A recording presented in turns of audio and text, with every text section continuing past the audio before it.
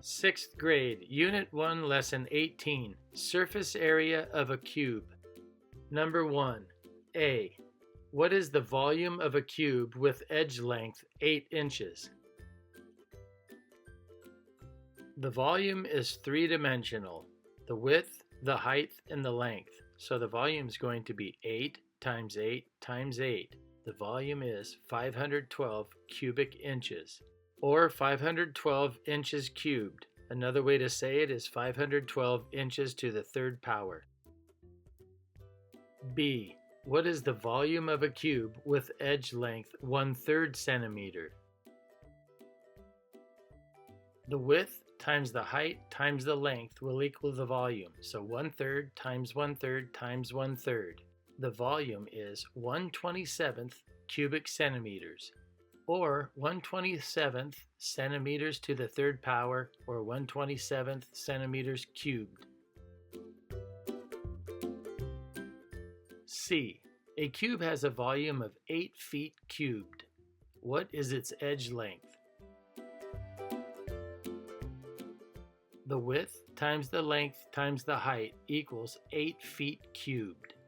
The edge times the edge times the edge equals 8 feet cubed. This cube is 2 feet wide, 2 feet long, and 2 feet high. 2 times 2 times 2 equals 8 feet cubed. The missing edge length is 2 feet. Number 2. A. What three-dimensional figure can be assembled from this net? The three-dimensional figure that can be assembled from this net is a cube. B. If each square has a side length of 61 centimeters, write an expression for the surface area and another for the volume of the figure. In thinking about the expression that I'm going to write, I have to remember that there's 6 faces to this net. Each face, or each square, will have the dimensions 61 centimeters for its side length. Since 61 times 61 is also 61 to the second power, the area of this square, or the area of each square, would be 61 to the second power squared centimeters. Remember, 61 squared, or 61 to the second power, is the same thing as 61 times 61. And 61 times 61, or 61 to the second power, is 3,721. So the area of each square could also be 3,721 square centimeters. Here's the expression that I chose to write that represents the surface area of the figure. 6 times 61 to the second power squared centimeters. Another expression could be 6 times 3,721 squared centimeters. And 6 times 3,721 squared centimeters equals 22,326 squared centimeters. All three of these expressions could represent the surface area of the net. And now we need to write an expression that represents the volume of the figure. Since that net forms a cube, I'll start by drawing a cube. 61 times 61 times 61, or width times height times length. The expression that I chose to represent the volume of the figure is 61 centimeters cubed. Number 3. A. Draw a net for a cube with edge length x centimeters. Here's the net for the cube with edge length x centimeters. The x is a variable that represents an unknown value.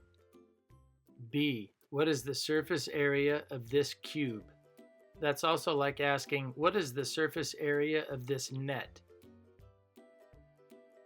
Each of the 6 squares in the net have a side length of x centimeters, and x times x equals x squared. So the area of each square would be x squared squared centimeters, or x to the second power squared centimeters. Since there's 6 squares, all with the same area, the surface area of the cube, or the surface area of the net, will be 6 times x to the second power squared centimeters. C. What is the volume of this cube? Width times length times height equals volume. And in this case, it's x centimeters times x centimeters times x centimeters equals the volume. And x times x times x is x cubic centimeters, or x centimeters to the third power. Number 4. Here is a net for a rectangular prism that was not drawn accurately. A. Explain what is wrong with the net. When the shape is folded, the two small squares are not the right size to close the three-dimensional figure. After it's folded up, you can see that there's a gap like the example that I left on the right. That white section represents the gap. B. Draw a net that can be assembled into a rectangular prism.